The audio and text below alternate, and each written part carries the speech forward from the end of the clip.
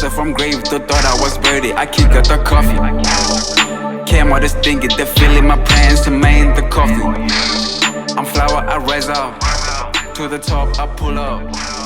I'm flower, I rise up. Hello, my beautiful people. Welcome to another episode of Chatty Chills with the aestheticians, and I'm your beautiful host with the most, Malidi Moel. Those who love and adore me call me Liba Libati. I have a lot of nicknames, but you can call me whatever that you want. In the meantime, you can call me Liberty. And today we have a doctor in the building. Well, a featured doctor. Dr. Dea, hello, how are you doing? Hello, I'm good. I'm doing good. Yes. Can you kindly tell the viewers who you are and where you come from? Well, hello. My name is Lesiba. I come from, I was originally born here in Genfes. Moman is the village I come from. However, I grew up in Matatiela, Eastern Cape. That is where I spent my whole life from the time I was 3 months old. And that's where I come from. Okay, describe yourself in 3 words. Well, I would say I'm a leader. I am assertive, and I am hardworking. Yes. So, what are some things that you want to tell the viewers, if they want to get to know you? Well, first of all, I'm not really much of a social person. That's the thing. But as much as I'm not social, I'm a confident character. Like when I need to be in public and need to be out there, I can be very confident. I'm somebody who likes to get the job done. So if I'm working with people, any group activities, I'm somebody who actually will take charge and get the work done. And I'm also I'm not much of an athletic person, but I enjoy working on myself, working on my body. I love working out. Okay, tell us what you're doing and what are your hobbies? Well, currently my main focus is academics. I'm studying here at the University of Limpopo. Currently studying a Bachelor of Science in Life Sciences. The goal is to study medicine as soon as possible, hopefully, and to one day become a surgeon. The type of surgeon I'll become, well, I'll decide at time, but we're looking at ophthalmology or cardiothoracic surgeon. My hobbies includes I love playing the piano, I love swimming, and I'm also planning on learning the violin. And also sometimes I guess I'm an artist as well. I draw. I'm quite good at it, so I do portraits from now every now and then. Muzwana, you're good at everything. You know how to draw, you know how to play violin, you know a lot of things. Well, I'm not really somebody who likes to limit myself. Many people call it talent. I like to call it a skill in the sense that it's not really something that I was not really born with all of these things. When I was a kid, I was not really good at swimming. I was not really the best artist. I was not really good at many things. I was kind of like the black swan, if you will. I was there was always somebody who was better than me. My brother was always better than me in so many things.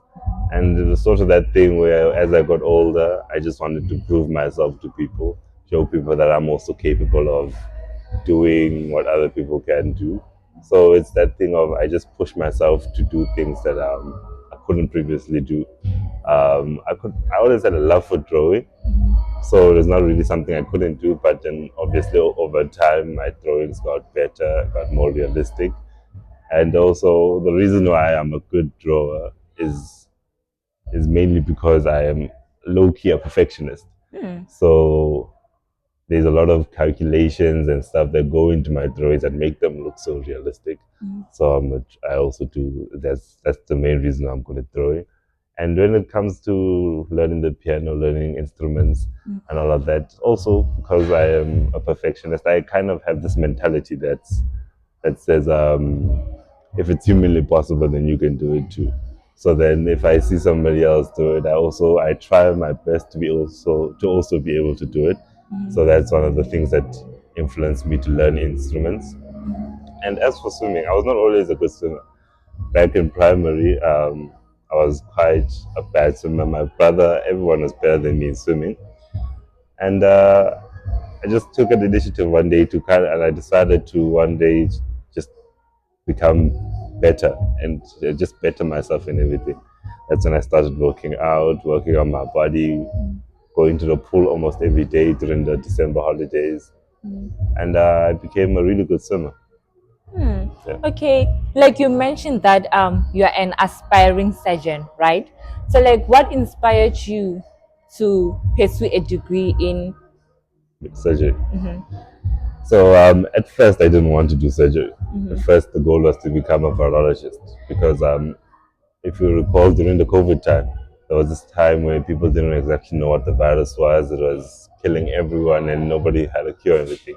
And so I really wanted to pursue a career in something that helps other people fight and combat viruses and all of that.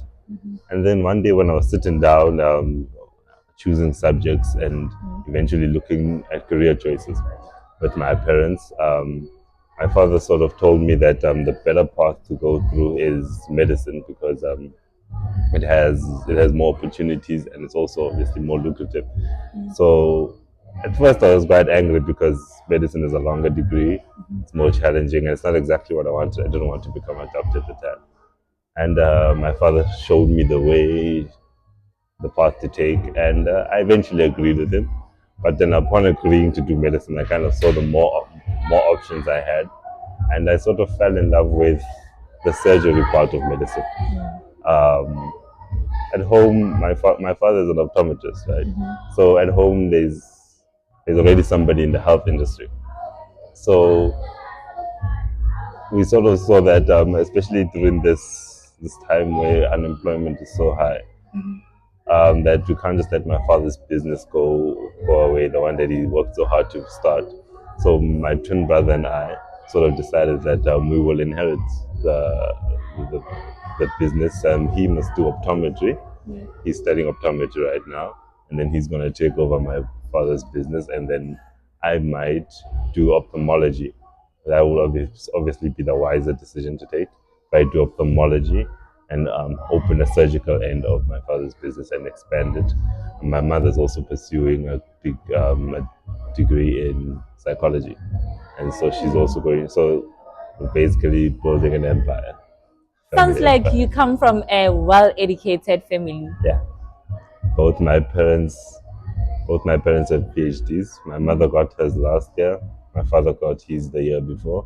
So yeah, they are quite educated. One of the reasons why my parents are so educated is because they wanted to sort of guide us and show us the way that it is possible. Because especially amongst the black community, there's this sort of stigma that you don't really need to get those high degrees. Especially people tell you that if you get PhDs, they won't employ you. They'll deem you overqualified. And my parents also wanted to sort of buttercup us on our journey to passing matric and doing very well in matric, and also show us that university is not impossible. Because when my father was at university, um, back then he didn't have he didn't have much support. He didn't have many people to show him how to go how to go by when things fail, when you do supplementaries and all that, what to do, how to cope with it. So my father wanted to make sure that we don't have the same struggles. So he was there guiding us. He used to wake up early with us, study. He was doing his studies while we were doing ours. So as a family, we would just be studying together. And so they pushed us through matric. And right now, I can confidently say they've molded me into the academic weapon I am today. Okay, so like what are some of the challenges that you have faced so far? Well, as I say, I'm not yet doing medicine. I'm doing PSC. So that's one of the main challenges that I'm experiencing right now. So these getting into medicine is very difficult. So yeah, rejection by universities is not easy to take when you want to do something and you've worked very hard for it and you got relatively good results, and well, they reject you. it's not really something that's nice, that's easy to take.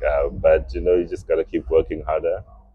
And also doing a degree you don't really want to do, BSc. It's not really a degree I want to do, and it's also kind of difficult. But you just gotta keep pushing. One day I'll make it. I do believe so. And my marks are also still good, so I just gotta keep pushing. So like after BSc, you want to do medicine. Yeah. How many years does like medicine take if you did BSc? Well, medicine is a 6-year degree at most universities. Only Free University of Free State is a 5-year degree, right? So there are different paths that you can go into medicine from a BSc. You can either go straight from, you can either complete the degree and then you can go to universities like the University of Cape Town or the Wits University, where you can do camp, graduate entry program, and they put you into 3rd year instead of putting you into 1st year immediately. That's the one my parents want me to do, but as I say, doing a degree you don't want is depressing. And so the quicker I can get out of here and start doing medicine, the better. So obviously I apply every year. Otherwise, I can start from 1st year again and then do an extra 6 years on top of the 2 years I've already done here. And for people who want to do medicine and haven't, and they didn't get accepted the first time, many people will tell you to do BSc. I don't advise that because BSc is very difficult. What I would rather say is they must do a professional degree, because BSc is not a professional degree, it's an academic degree. And it being an academic degree, when you leave here, you're not really going to find employment. That's a problem. But it is a very broad field, so then you can find a lot of jobs from it. But it's very difficult. And most to get into lucrative things, most of the time you have to have good connections or very good marks. So if you want to get into medicine, rather do a professional degree within health science that you can then bridge into medicine with. That's my advice. Okay, like did you not feel discouraged when you got rejected by universities to do like medicine?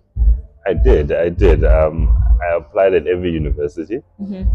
All of them except the University of Limpopo had given me a conditional offer. When I got here, well, a lot of complications at admin. They eventually told me that no, there's no space. That really depressed me, and I wanted to go to the University of Cape Town, which I was accepted to do a Bachelor of Science there as well. And so I really had to fight with my parents to take me to the University of Cape Town because that's where I actually wanted to go. However, they told me that it's far too expensive, and over here I had earned a bursary over here, so it was rather better that I could go here, that I must go here. So it was a massive adjustment that I had to go through to accept that I couldn't go to the university I wanted, and I had to rather accept going to another university. So like how did you overcome that disappointment? Well, I wouldn't really say I overcame it. Rather, I channeled it into working harder. So I kind of took that frustration and that anger into propelling me through my 1st year, and it kind of helped because I feel like if it wasn't for it, I wouldn't have done well at 1st year. So because of that, that really pushed me to work harder because I wasn't doing what I wanted. I wasn't where I wanted, so I really pushed myself because of that. So like you mentioned that you have a lot of hobbies, right? So like how do you balance between academics and those hobbies? I wouldn't really say I have much of a balance. I would rather prioritize academics over everything, which is not the healthiest thing. I don't advise for that. Rather, have more of a balance in your life. I'm still working on that. But for now, I prioritize academics, and then everything else falls underneath. During the holidays is where I learn the piano, it's where I practice swimming, it's where I do my drawings. I do drawings for people, I do portraits when I have time, and yeah, that's what I do. So like you also mentioned that you are a swimmer, right? So like where do you swim? Because like here we don't have any swimming pools. Yeah, that's actually a problem because I really want to do swimming. I swim when I'm back home. That's when I get time, and that's when I get a pool. Not that, I think there might be pools somewhere here, but not that I've done any research. But then I swim at home. That's where I do my practice. I haven't swum in a very long time, so yeah, I would love to do it competitively again. It's a big adjustment though because, as I say, there wouldn't be a lot of time, and swimming is quite exhausting and it needs a lot of time. So, but if I do get a place where I can do swimming competitively, I will do it again. So like you have that violin too over here.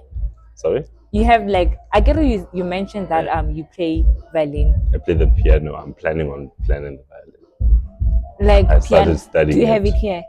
No, I have it at home. My parents wouldn't really let me bring it, and also it's going to be quite difficult to transport it from all the way there to here. So I don't. But then once I get my things in order, I will buy myself one and start practicing again. Go back to practicing. Okay, like earlier on, you've mentioned a lot about like your father. Mm. You know, like it sounds like he's someone that you adore the most, who played a very important role in your life. Do you want like to shout out to him? Yeah, of course. Shout out to both my parents, Dr. Mamorobo, he and Dr. Mamorobo, she. Both my parents are doctors, and I'm very proud of that. Obviously, it's a lot of academic pressure for both your parents to have PhDs. So yeah, there's a lot of pressure on my brother and I to perform and have that status where we can have a full family of doctors. So yeah, and my parents are my role models. They're my role models, and they are the ones that they keep calling me every now and then, motivating us. And as I mentioned, my father doesn't want us to go through what he went through in university. He wants us to sort of have it easier through university and not go through failure and setbacks.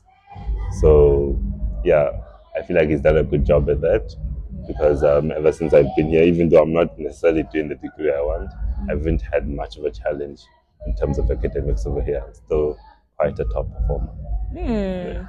Okay, like any last words to the viewers? Well, I would just say, um, if you have a goal, if you have a dream, don't be discouraged. Even if you have a couple of setbacks, failures, just keep pushing. Work hard, and listen to your parents, obey your parents, and yeah, that's it. And it's a wrap. You heard it all, guys. So we have come to the end of our podcast.